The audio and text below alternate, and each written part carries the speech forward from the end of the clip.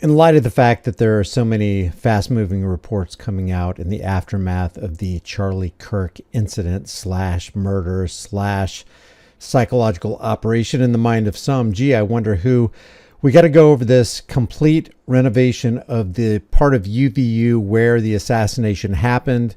We're going to talk about the fact that they are going to start a trial for Tyler Robinson on the night before Halloween.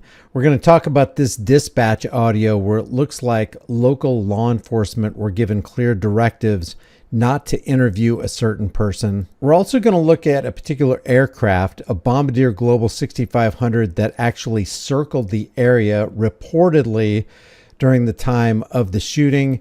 And we're going to talk about this conspiracy theory launched by Stu Peters. First of all, let me just go ahead and play this. I'm playing it without the music, but I want to read to you the reason they give for the renovation to this courtyard in UVU or on UVU campus. They say that the initiation of renovations to the courtyard and adjacent structures, including the walkway behind the speaking area and elements of the courtyard overhead canopy and ceiling, because people are saying, man, they're replacing everything. What gives here? So they're also replacing the ceiling tiles.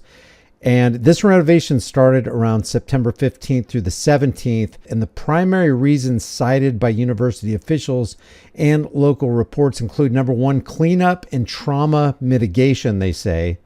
The grass in the speaking area, according to reports, was heavily stained with Kirk's blood, making it unsuitable for ongoing use. Officials described the need to, quote, restore normalcy for students, many of whom reported, or at least they say reported, anxiety about returning to the site. Replacing the grass with durable pavers instead of replanting was framed as a practical step to prevent future emotional triggers while improving accessibility and maintenance. Now, my purpose in giving this to you is so that you can see what official reports from school officials are saying. Number two, pre-existing campus improvements.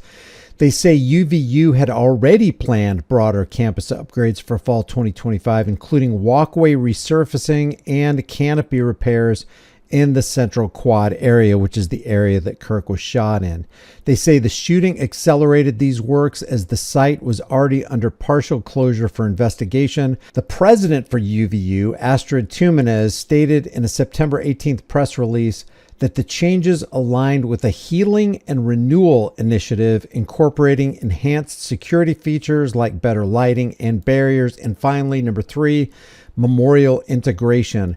They say rather than preserving the exact spot, UVU opted for a pavement memorial nearby, announced on September 20th, featuring a mural, a plaque, and a garden. And they say, quote, this avoids turning the courtyard into a shrine that could hinder daily campus life for 40,000 plus students.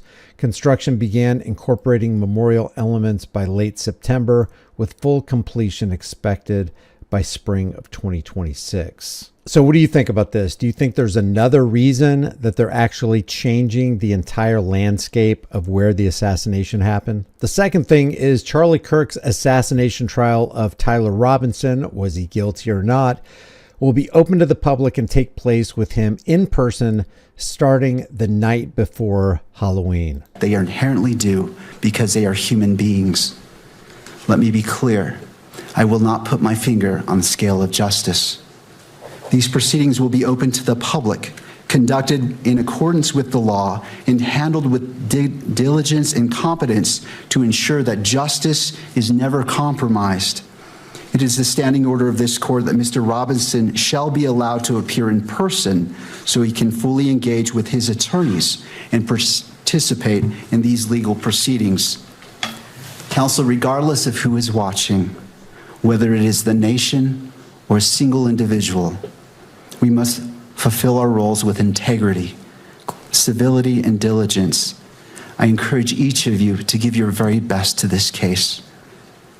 Neither Mr. Robinson nor the people of Utah deserve anything less than the fair and impartial administration of justice. So if you'll notice, the judge was reading from his notes. It looks like the whole thing is scripted, and this still embeds into the collective subconscious of everybody who's listening that this guy, Tyler Robinson, was the lone gunman who pulled the trigger and ended Charlie Kirk's life. There's a lot of people out there that just ain't buying the official story. In other news, local law enforcement appears in this dispatch audio, take it with a grain of salt, that a person of interest in the middle of an official homicide, the law enforcement officials were directed not to interview this person. Listen. Just 1014. I'm still about 15 out, but the 1-2 unit that's going to be up there to interview, as per SBI and FBI, we've been given clear direction not to interview, confirming negative interview until they get there. 140, we were not going to interview. We are just arriving now. Copy that. Building 151. This was relayed by Salt Lake. They're advising a complainant called 911, and he was stating there's an APB out on him for the shooting at UVU. He's now pinging at the Urban Pioneer Cafe at SMBB break. I was just told that the FBI wants you to stand by there with him, and they're on their way to you. Thank you. And that came from the agent that's leaving Provo PD right now. So once again, they said, as per SBI and FBI, we've been given clear direction not to interview. Now, is this standard police protocol that local and state police stand down when told to do so by the FBI? And is this a violation of the 10th Amendment? How did this all of a sudden become a federal FBI issue and not a regular state police issue? And in this video right here, aircraft tail number N1098L, which is a Bombardier Global 6500, call sign AXEL or Axel 10, a U.S. Army contracted military plane loitered within visible range of Charlie Kirk's assassination while it happened. Its flight from Briggs Army Airfield to Glacier Park International Airport deviated just in the time window, they say. We're going to take a closer look at this using FlightAware, and we're going to take a look at the specifics of this flight path and ask some questions, because the way they put this in this post is that the airplane began circling around the time that Charlie got shot. And I don't think that's right, because Charlie Kirk supposedly got shot at 12:23 and 30 seconds Mountain Daylight Time. This aircraft left Briggs Airfield. Down here it says 7:48 a.m. Mountain Daylight Time. And I want to show you when it started circling Lake Utah, which is where Provo is, which is where UVU is, in Orem, Utah. I'm going to show you this. We're going to get a little bit closer. This body of water right here, let me show you, is Utah Lake. This is Utah Lake. Here's UVU campus. This is where Charlie Kirk got shot. And unless I'm looking at this wrong, about an hour and 30 minutes into this flight, they were at the lowest altitude at the slowest speed, about 4,800 feet at 150 miles per hour. And if it's an hour and 30 minutes after their 7:48 a.m. Mountain Daylight Time departure, that puts this drop in altitude and circling in the area at about 9:18 to 9:20 a.m. And if Charlie Kirk was shot at 12:23, we're talking about a little more than 3 hours before the assassination happened. So the plane descended, circles around Utah Lake, and then lands at Glacier Park at around 10:36 a.m. MDT. Now let's employ a smidge of critical thinking and take a look at this bombshell revelation from Stu Peters. Tyler Robinson didn't kill Charlie Kirk.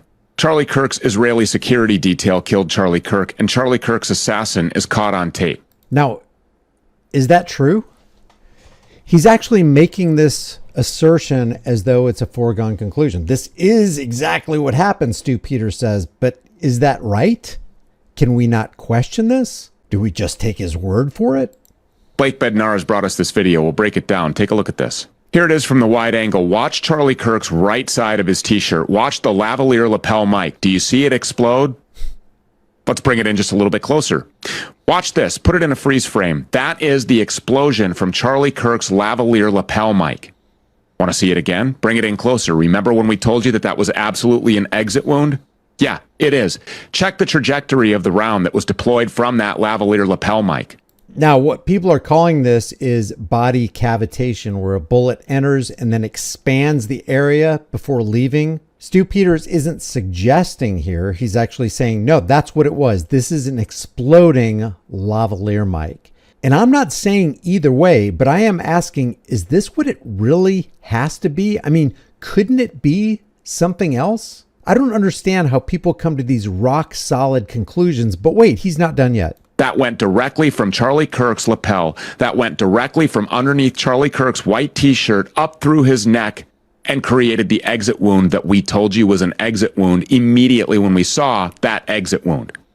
First we had exploding pagers. Now we have exploding mics. Do you remember the vector analysis from John Bray? That proves that all of the activity came from the mic that Charlie Kirk was wearing. Remember the palm gun guy in the brown shirt? So we have to take his word for it? Could that assertion be untrue as well? That shadowy looking guy with the sunglasses? Yeah, he pushes the detonator.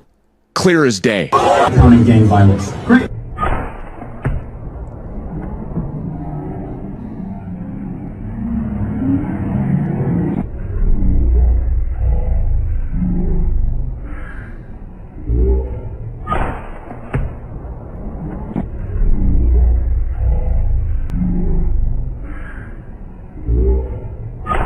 That's the assassin.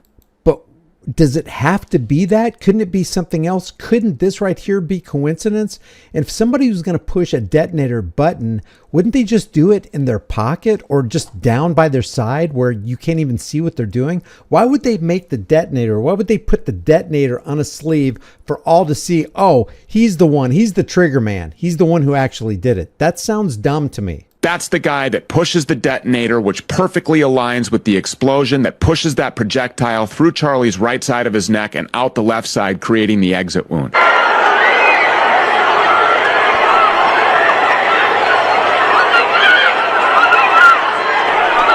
That might just look like the chaos that you would expect after someone was publicly executed in broad daylight in front of 3,000 people. But in no way did that trigger man, that assassin in the brown shirt with the sunglasses, act alone. We have video now from Destiny that shows the handoff of this remote detonator.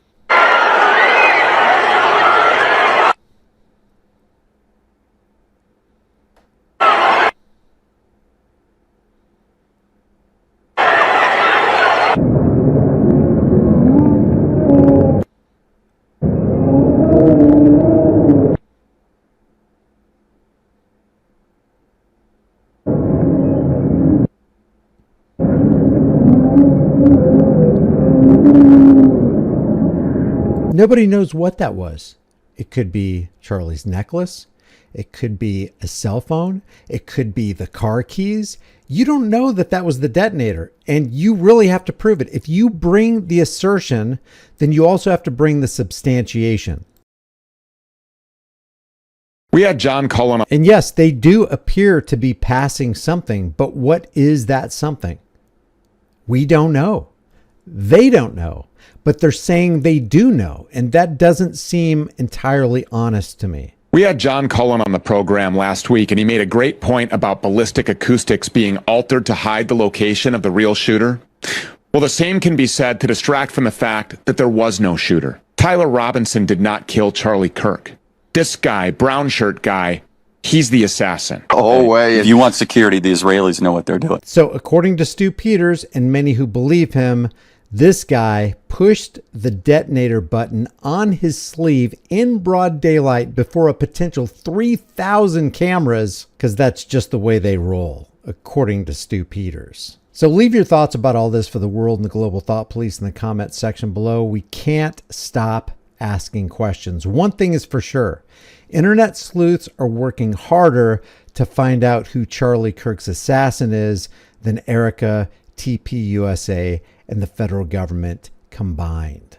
Leave your thoughts in the comment section below. If you want to support this channel, you can do it for free. Just like this video, share this video, subscribe to the channel, hit the bell notification icon, and I will see you in the next video.